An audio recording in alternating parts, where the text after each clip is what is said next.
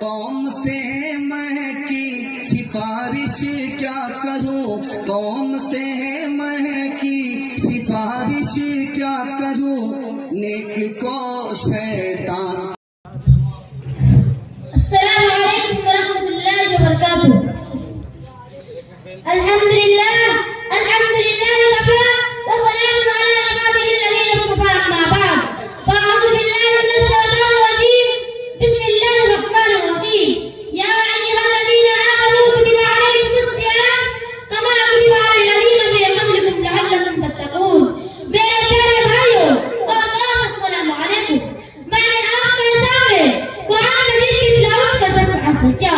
जो तुम रहे हैं उसका मतलब यह है कि ईमान वालों, तुम पर रोजे फर्ज किए गए जैसा कि तुमसे पहले उम्मतों पर फर्ज की गई है, ताकि तुम मुत्तकी बन जाओ।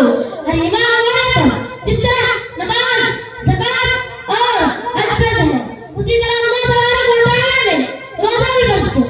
ये रोजे पूरे माह रमजान में हर साल रखे जाते हैं। रोजा रोजे में बात है उस इबादत का बड़ा खैर बरकत और भलाइयां पोषता है। सुबह साली फजर की नमाज शुरू होने से पहले कुछ न कुछ खा पी लिया जाता है, जिसको सहरी कहते हैं। फजर की नमाज शुरू होने से पहले ही खाना पीना बंद कर दिया जाता है और पूरा दिन गुजरने के बाद मगरिब के अज़ान के वक्त 2 बार खाते पीते हैं, जिसको इफ्तार कहते हैं। इफ्तार के वक्त हर रोजेदार को बहुत खुशी होती है और इस वक्त बंदे जो भी दुआ करे वो कबूल होती है। इस तरह रोजा में पूरे दिन खाने पीने से परहेज किया जाता है और उन तमाम कामों से भी बचने की भी कोशिश करता है जिनसे अल्लाह मना किया है, मतलब गीबत करना, झूठ बोलना, गुस्सा करना, गाली बकना वगैरह।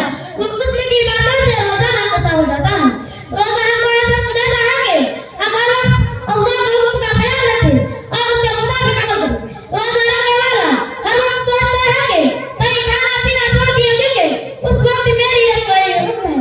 जब मैं खाना पीना अल्लाह के हुक्म से छोड़ दिया है तो मुझको ये सभी काम छोड़ देना चाहिए। अस्सलाम।